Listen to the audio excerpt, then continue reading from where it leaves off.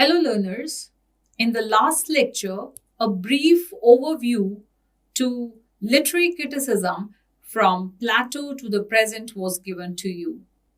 In the last lecture, I talked about how the literary criticism grew from the classical times. So, the story of Western literary criticism begins shortly after the 800 BC in ancient Greece, the era of the great Homeric epics like Iliad and Odyssey. So there were a number of critics coming up. Then the declining phase of neoclassicism, because the literary theory was developing during those centuries. The 18th centuries has witnessed the greatest production in the genre of novel and drew most of the readers from the bourgeois and had little use for the aristocratic class. A Longinian cult of feeling gradually made headway in various European countries against the neoclassical canons of proportion and moderation. So the emphasis shifted from a concern for meeting the fixed criteria to the subjective state of the reader and the author himself. So you see how first it was like a rule bound writing. The critics were talking about that, and then it emerges to certain canons, which is including the subjective state even of the reader as well as the writer, the author. So the spirit of nationalism entered the criticism, and the origins and growth of one's native literature as an esteem from form of non-Aristotelian factors became to be the spirit of the age. Again, you should know that historical consciousness produced several theories in contributed to the literary progress, and the primitive theories were affirmed, but the as the spirit changed, these primitive theories were challenged. Either they were recognized in a partial form, were taken as something strange, a few more things got added to it, and a new theory or a new approach emerged. So the new recognition of strangeness and strong feeling as literary virtues yielded various fashions of taste for misty sublimity, graveyard sentiments, medievalism, and various other oriental tales. So, by now you know that how the trends of appraising, judging a work of art varied from the times of Plato, Aristotle, to the Middle Ages, to the Renaissance, to the neoclassical times, to the Italian and the French Renaissance. And then emerged Romanticism. Again, this was an amorphous movement that began in Germany and England during the 19th century and somewhat later in France, Italy, and the United States. And the best spokesmen for this Romanticism were Goethe and August Friedrich von Schlegel in Germany, William Wordsworth, Coleridge in England, and many more like Ralph Waldo Emerson, Edgar Allan Poe in United States. So the Romantics tended to regard the writing of poetry as something that was a transcendental activity, and they closely related it to the creative perception of meaning in the world. So the poet was credited with some features like a god, and these were derivative of the Plato's metaphysical idealism. And in the typical view of Shelley, these were the strips of veil of familiarity from the word, which lay bare naked the sleeping beauty, which is the spirit of its form. So the Romantic times witnessed the writings of various poets, other writers, and what was central to this time was that these writers were advocating a kind of a transcendental philosophy. Now, what is transcendentalism? Is like going above the real world, or talking about something which is out of the world, right? Leaving the material things behind and talking more on a spiritual plane. So these were certain features of the romantic writings. So Wordsworth in 1800 wrote the preface to the lyrical ballads, with its definition of poetry as spontaneous overflow of powerful feelings and its attack on neoclassical diction. And this is regarded to be the opening of English Romanticism. Now, whatever Wordsworth was writing, and whatever the transcendental philosophy that these writers engaged in, was not taken very easily by the readers. Therefore, these writers also took to the writing of the ways in which a critical work or work is to be critically analyzed. So, romantic criticism coincided with the emergence of aesthetics, and again signaling a weakening in the ethical defense. But the lasting achievement of romantic theory was to recognize the artistic creations and promoting the virtue and more coherence and intensity of the work. And the so called classical period actually started from 500 BC, when the great tragedies were being written by Euripides, Aeschylus, and Sophocles, and the comedians like Aristophanes. So it was around that time that the foundations of the Western philosophy were laid by Socrates, Plato, Aristotle, the disciple of rhetoric and political system of democracy, which was established in Athens. I talked about the Hellenistic period, the Greek influence on the literary criticism, the origins, and also I spoke about how the Roman critics also contributed to the volume of criticism available till date.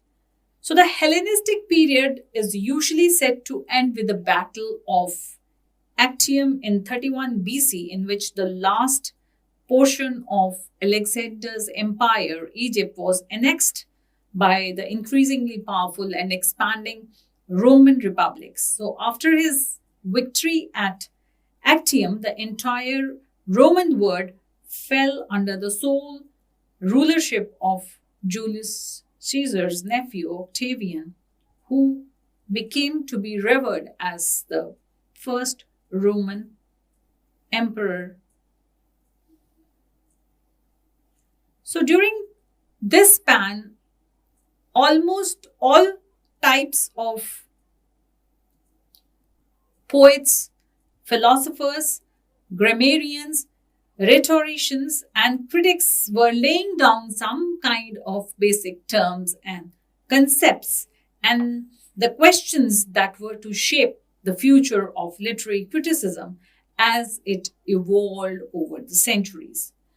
So, you know that it included the concept of mimesis or imitation, the concept of beauty and its connection with truth and goodness, the ideal of organic unity in a work, the social, political, moral functions of literature, and the connection of literature with philosophy, and the impact of the literary performances on the audience. And that's how several canons in criticism evolved. Plato, the Greek philosopher, is the one who laid down the foundation of this Western philosophy, and this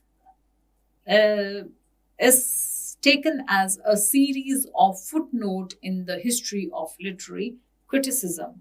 So whatever he was telling us, he led to the initial formulation of most of the fundamental questions, that how we are to assess the goodness, or how are we to define the virtue, or how are we to arrive at a truth, acquire knowledge, how to draw a connection between the soul and body, what is an ideal state, or what is the use of literature and arts. So while Plato was of the opinion that the word of forms, being changeless and eternal, alone constitutes the reality. It is a word of essences, unity, and universality. The physical world is characterized by perpetual change, decay, and disorder. After Plato, Aristotle was the one, who was talking about, and in the last lecture I spoke about how he has greatly contributed to the philosophy that lies in the realm of logic. And eventually we talked about the Middle Ages and the Renaissance, the neoclassicism and the decline of neoclassicism, and how the emergence of romanticism led to new volumes of work which expanded on and justified the new ways of writing of Wordsworth.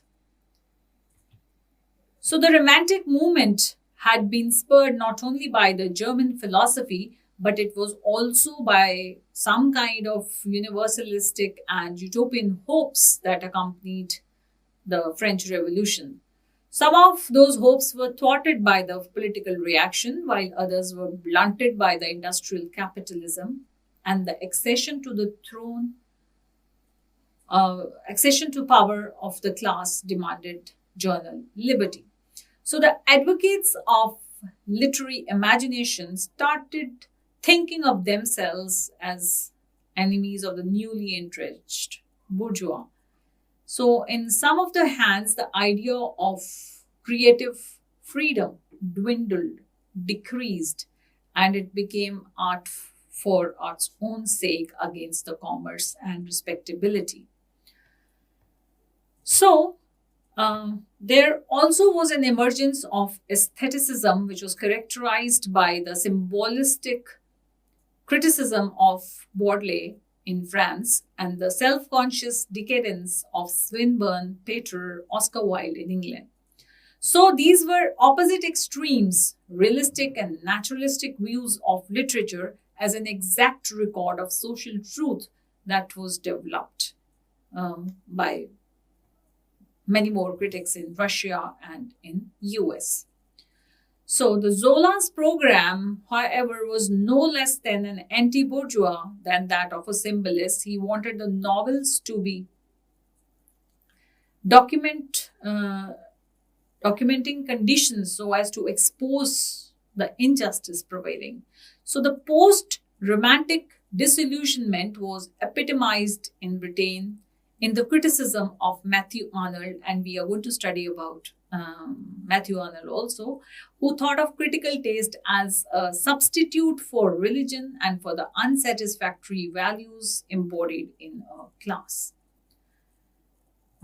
Hulme was a class, again, had a conservative way. There was a link between conservatism and classicism. Romanticism struck him as a split religion, which was dangerous exaggeration of human freedom. So in reality, however, new criticism owed much to the romantic theory, especially to Coleridge's idea of the organic form, and some of its notable practitioners have been left off the center in the social thought.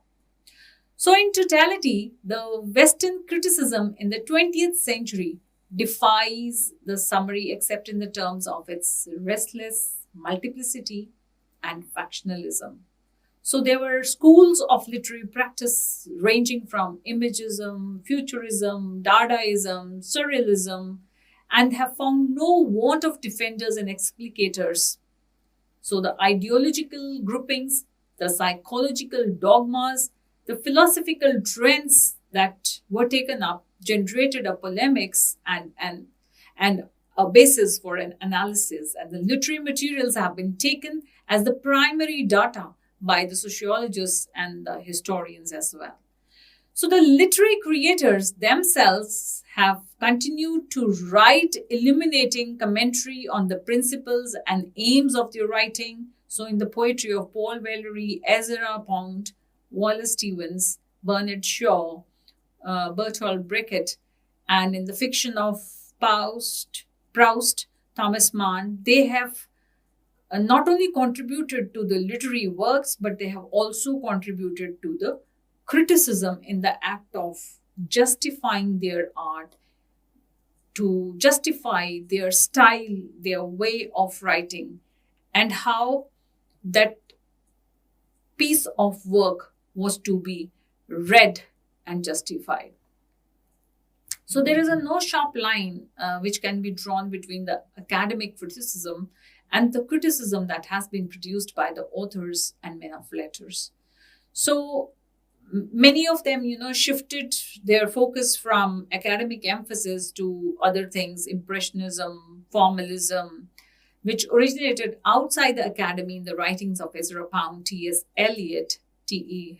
Holm, and subsequently the academics such as I.A. Richards, William Empson, John Crowe Ransom, Cleant Brooks in United States adapted to new criticism to reform the literary curriculum and to study the literary trends in the modern times.